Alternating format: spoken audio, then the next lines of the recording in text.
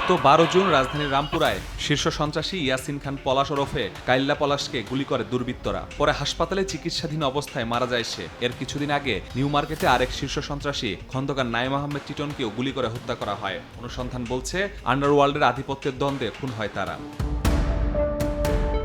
খুন ছাড়াও রাজধানীতে হয়েছে বেশ কয়েকটি ডাকাতি, দুর্ধর্ষ ছিনতাইয়ের ঘটনাও। ২৬ জুন আদাবরে বিকাশের দোকানে ঢুকে চাপাতি দিয়ে কুপিয়ে ছিনিয়ে নেওয়া হয় টাকা। চাঁদার দাবিতে ব্যবসা প্রতিষ্ঠানে হামলা ও কিশোর গ্যাংয়ের তৎপরতাও চোখে পড়ার মতো। এসব ঘটনায় আতঙ্ক কাটছে না নগরবাসীর।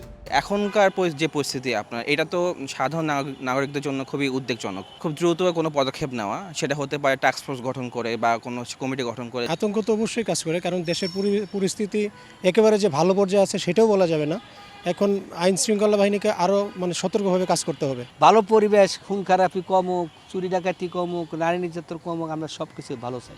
পুলিশ সদর দফতরের তথ্য বলছে ২০২৪ সালের প্রথম ৬ মাসে খুনের ঘটনা ১৫০০-এর বেশি। পরের বছর তা আরও ২০০-র বেশি। আর চলতি বছরের সংখ্যা দাঁড়িয়েছে ১৭৭৫টিতে।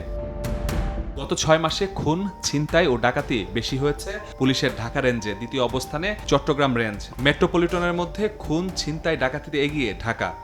খুন, ছিনতাই, চুরি যেন নিত্যদিনের ঘটনা হয়ে দাঁড়িয়েছে। পুলিশ সদর দপ্তরের তথ্য বলছে প্রতিদিন দেশে খুন হচ্ছে 10টি করে। এমন পরিস্থিতিতে নগরবাসীর প্রশ্ন, কবে স্বাভাবিক হবে দেশের আইন শৃঙ্খলা পরিস্থিতিতে? শঙ্কা ছাড়া বের হওয়া যাবে ঘর থেকে? তবে পুলিশ সদর দফতরের দাবি, দিনে 10 খুন স্বাভাবিক ঘটনা। অপরাধ নিয়ন্ত্রণে নিয়মিত বিশেষ অভিযানে তারা। এটা কিন্তু আমাদের একটা ঐতিহাসিক ডেটা। বাংলাদেশে গত 2 দশক ধরেই কিন্তু প্রতিদিনই অ্যাভারেজে 10টা খুন হয়। বাট আইন শৃঙ্খলার যে পরিস্থিতি, এটা আপস অ্যান্ড ডাউনস থাকে, কখনো ভালো কখনো মন্দ।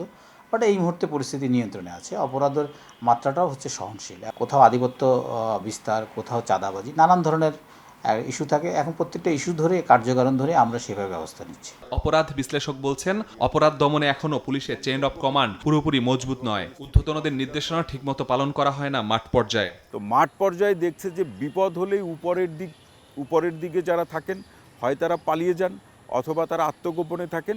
কিছু সংখ্যক 2-1জন তারা ধরা পড়েন বা কারাগারে থাকেন। তাহলে দায়িত্বটা পালন করে কে?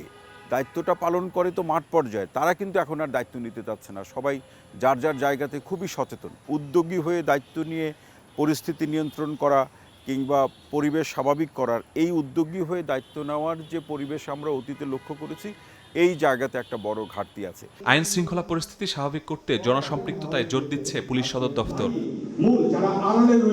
মাসুদুর রহমান, সময় সংবাদ, ঢাকা।